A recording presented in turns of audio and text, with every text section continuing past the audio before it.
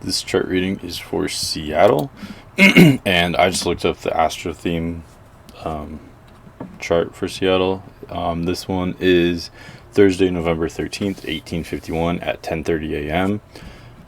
So Scorpio Sun, Cancer Moon, Capricorn Rising, Scorpio Midheaven. So there's a lot of water, which makes a lot of sense. Um, and Yeah, I mean, first of all, right off the bat, makes sense. It's a lot of water.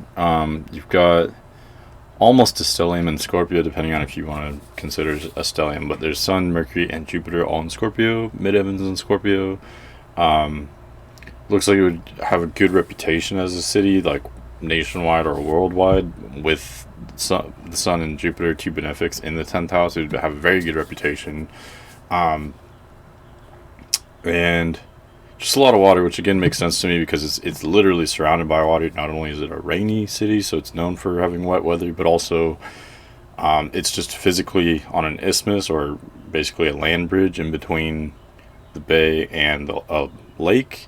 And then even the bay has many like channels and islands, and so it makes sense this chart is kind of earthy too, with, well, I guess only one planet in Earth, but then rising is in Capricorn.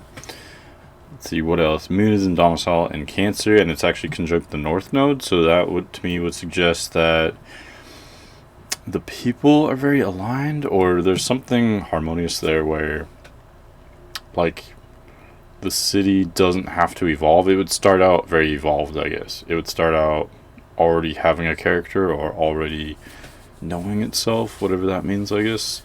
Um, Mars and Leo, so that's kind of there'd be pride in the city and the people there. They'd be probably proud of where they live, or have respect for it, or loyalty in some way. Um, Also, Venus is in fire, so Venus and Mars are in fire, with Mars in Leo and Venus in Sagittarius. I really like the Venus in 11th house Sagittarius. The 11th house is probably the best house, or the most positive, I guess. And so to have a benefic like Venus, it's not in domicile, but Sagittarius is kind of a nice sign for it. Very fiery, active sign. So to have Venus there, especially in the 11th house, suggests to me a good reputation, but also the potential to have a really strong economy. Where's Jupiter? Oh, yeah, Jupiter too is in the 10th house. And again, it's not in domicile, it's not in detriment, but just being in the 10th house where it's rising up to meet the midheaven suggests to me that this city would definitely have the potential to have a very strong economy and to create a lot of wealth. However, there's a major dichotomy which I'm noticing, where the Sun, Mercury, and Jupiter are all in the 10th house in Scorpio. So again, that's something I would see in like a celebrity. Celebrities often have a lot of planets in the 10th or sometimes 11th house, such as how we see in this chart. So again, good reputation, strong reputation, just well received, whether that be nationally or internationally.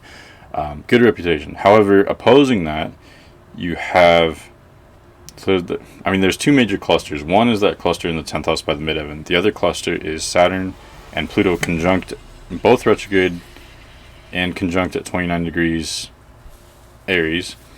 And then Uranus is also conjunct, although it's an out of sign conjunction, to Saturn and Pluto at 1 degree of Taurus. And all three are retrograde, all three are conjunct the IC. The IC would be 1 degree Taurus. So exactly conjunct Uranus, and then Uranus and the IC are conjunct Saturn and Pluto with an orb of 2 degrees. Okay, so what all that means is basically, although the reputation is very positive, and if a city can be charismatic, this would be a very charismatic city.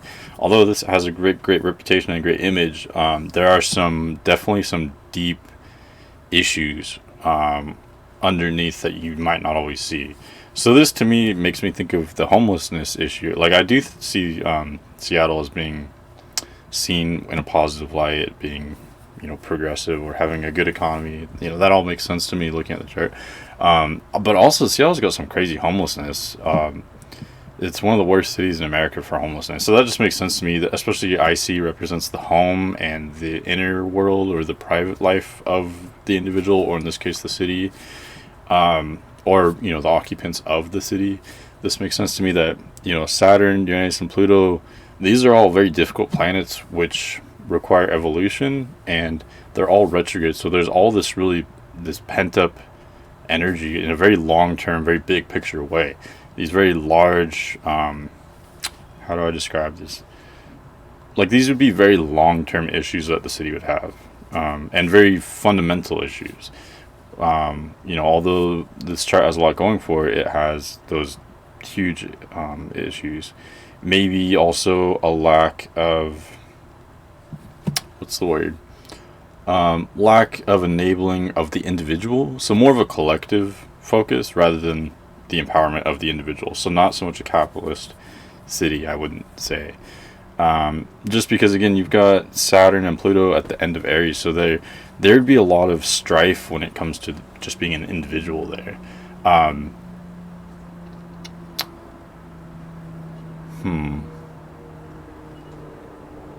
So although I do think the moon represents the people in this chart, so does the IC, and then so does,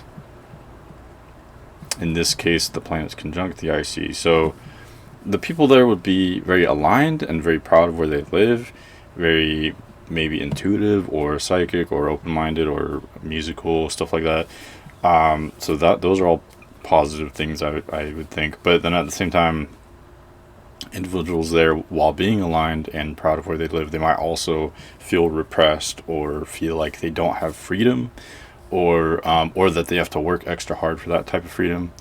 And these issues would be very internalized, so they could be subconscious. With all these retrograde planets, the people of the city or just the city itself might have issues which are internalized, or maybe the issues are very large issues, very fundamental issues, but somehow they're subtle or hard to grasp, if that makes any sense at all. So there's this sort of polarity there where, in general, I don't want to simplify things as saying they're good or bad necessarily, but this is a much more auspicious part of the chart than this. Looks really difficult to me. What else? You do have Neptune and domicile in Pisces. So again, opening that musical, creative, artistic, intuitive, maybe a little bit psychological, but mostly, very emotional city, emotional people, or sensitive, or creative, stuff like that. All that's kind of these are all traits of the water element, and the city's very watery. 3 planets in Scorpio, 1 in Pisces, and 1 in Cancer, with the North Node in Cancer. Also, I've sort of neglected this area. I just noticed the South Node is in Capricorn in the first house, and the Ascendant is in Capricorn. So there's also a huge focus on Capricorn, not just Scorpio.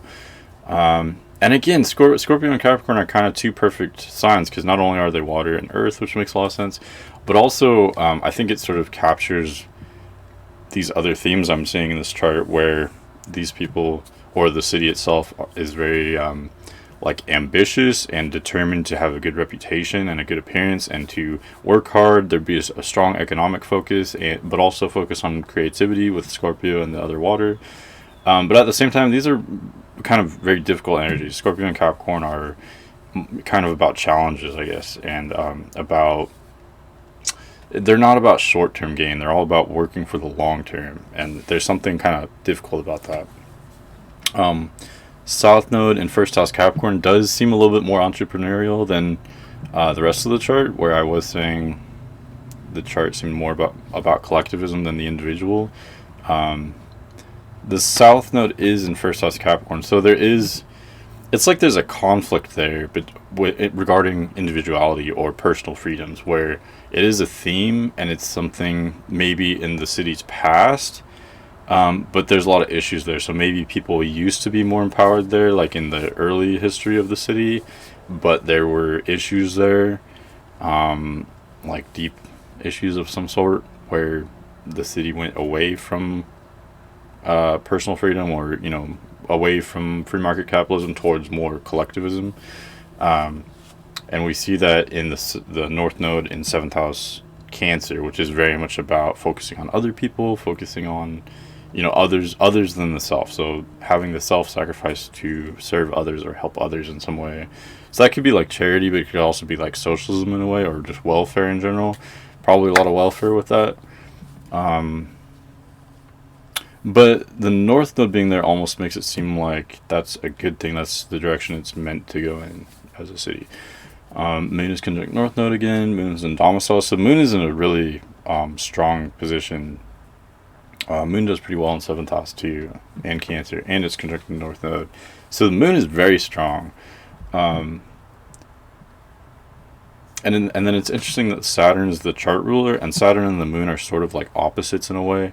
So there's very Saturnian, but also very lunar dichotomy in the city as well, which makes a lot of sense again because you've got the Moon representing the creative, the artistic, the emotional, the sensitive, the open-minded, all that stuff, the collectivism. That's all in the Moon, which is very dominant here.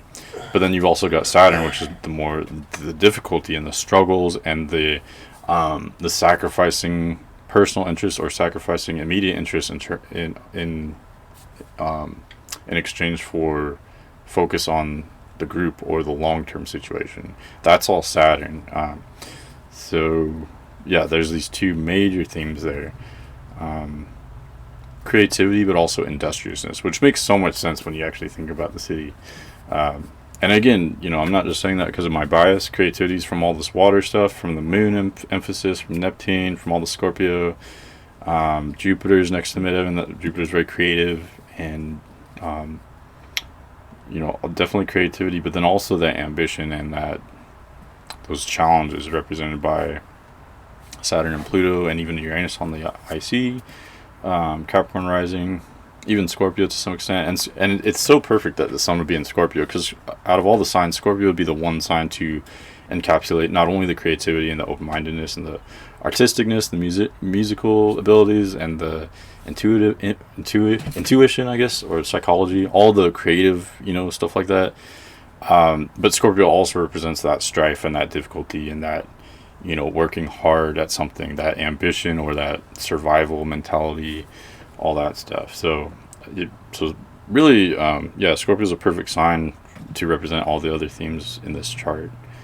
And then as for what this chart isn't, I guess, it's definitely, there's no air here, which makes a lot of sense having lived there myself. Because literally, like, there's no sky. I mean, there is a sky, obviously, but between the buildings and the trees and the mountains, it's like the sky is so much smaller than anywhere else. And so it makes sense that, of course, water and fire are dominant, but also air is the most lacking.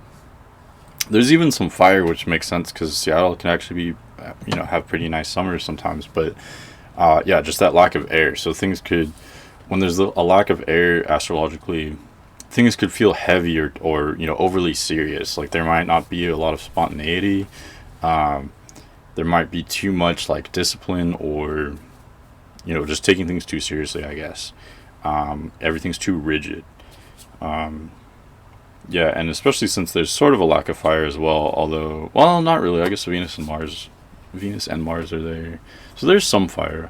It's really just air that's lacking.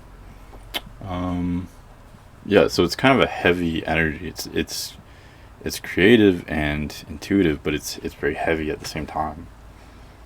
So hopefully you found that interesting. That's my take on Seattle's chart. So thanks for watching. I'll see you later.